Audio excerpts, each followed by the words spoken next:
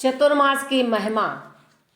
स्कंद पुराण के वाय खंड के अंतर्गत चातुर्मास महात्म्य में आता है कि सूर्य के कर्क राशि पर स्थित रहते हुए आषाढ़ शुक्ल एकादशी से लेकर कार्तिक शुक्ल एकादशी तक वर्षाकालीन इन 4 महीनों में भगवान विष्णु शेष शैया पर शयन करते हैं। श्री हरि की आराधना के लिए यह पवित्र समय है। सब तीर्थ देव स्थान दान और पुण्य चतुर्मास आने पर भगवान विष्णु की शरण लेकर स्थित होते हैं। जो मनुष्य चतुर्मास में नदी में स्नान करता है वह सिद्धि को प्राप्त होता है। तीर्थ में स्नान करने पर पापों का नाश होता है। जो मनुष्य जल में तिल और आंवला का मिश्रण करके अथवा बिलपत्र डालकर उस जल से स्नान करता है उसमें दोष का लेश मात्र भी नहीं रह जाता है। चतुर्मास में बाल्टी में 1-2 बेलपत्र डालकर ओम नमः शिवाय का 4-5 बार जप करके स्नान करें तो विशेष लाभ होता है।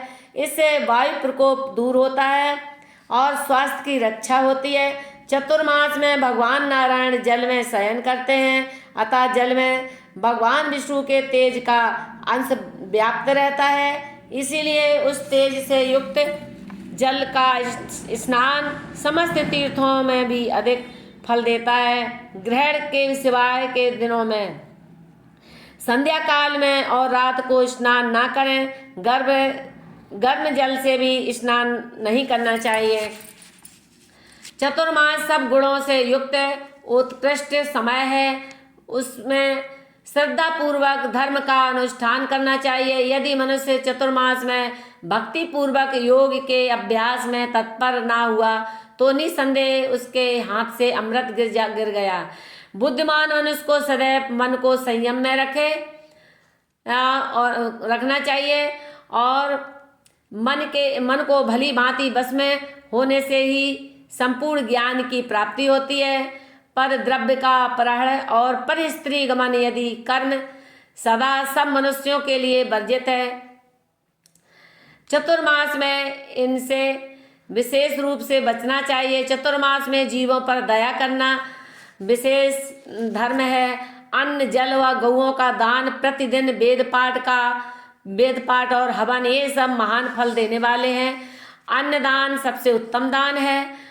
उसका ना रात में निषेध है ना दिन में। शत्रुओं को भी अन्न देना मना नहीं है। चतुर्मास में धर्म का पालन, सत्पुरुषों की सेवा, संतों के दर्शन, सत्संग श्रवण, भगवान विष्णु का पूजन और दान में अनुराग दुर्लभ माना गया है। जो चतुर्मास में भगवान की प्रीति के लिए अपने प्रिय भोगों का प्रयत्न पूर्वक त्याग करता है उसकी त्यागी हुई वस्तु उसे अक्षय रूप में प्राप्त हो जाती है। जो मनुष्य श्रद्धा पूर्वक प्रिय वस्तुओं का त्याग करता है वह अंत समय अनंत फल का भागी होता है।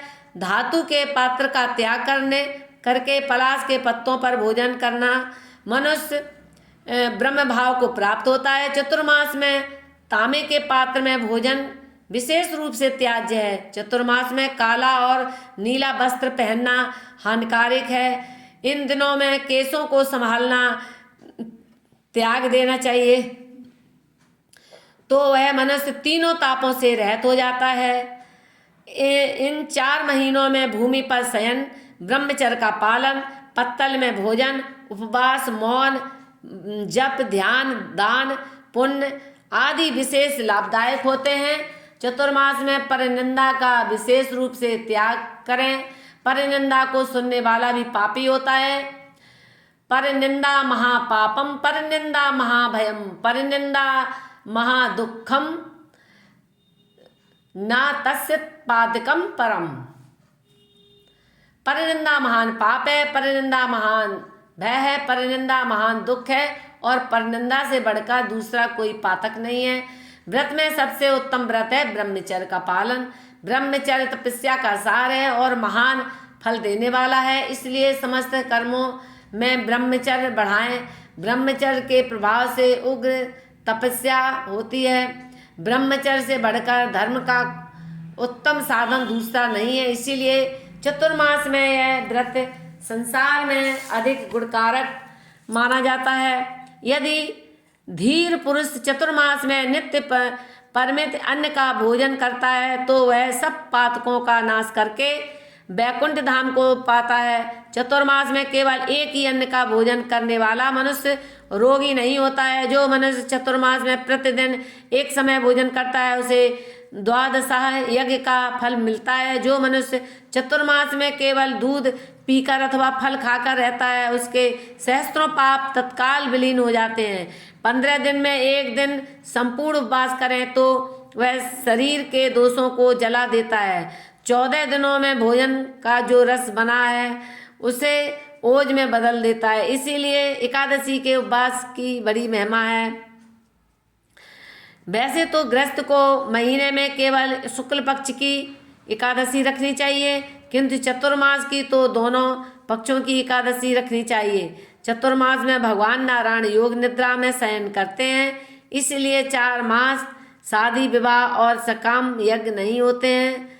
ये 4 मास तपस्या के हैं। इस तरह से चतुर्मास में नियम संयम का पालन करें। और अब तो चतुर्मास समाप्त होने वाला है। सभी दोस्तों को राम राम, जय राम जी की हरि ओम, हरि ओम।